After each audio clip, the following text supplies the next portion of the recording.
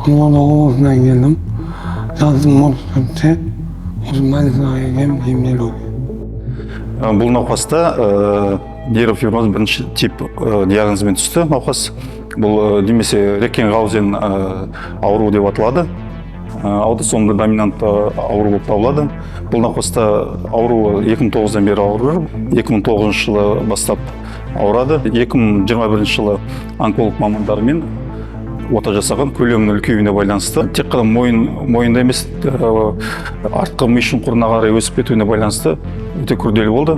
Ота 12 сағатқа созылды. Ота бірнеше мамандардың қатысуымен болды. Нейрофизиолог, нейрохирург, отоларинголог дәрігерлері, өзге клиникадан бірінші қалалық ауруханадан шақырттық. Сол мамандар арқылы бірге жасалған ота болды. Операциядан кейін басым ауырам дейді. Жараны себептерімен қазір қойды, даусым шықпай қалды, тамақ ішемей қалдым, әлсіздік пайда болды.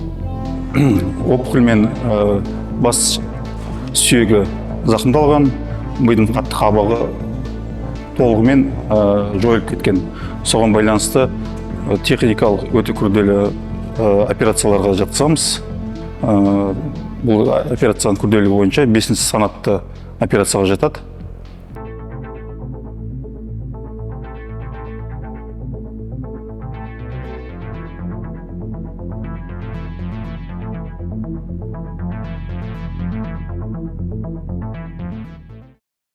Бәрі жақсы. Көп рахмет. Көп өзгеріс бар. Шүкір Аллаға.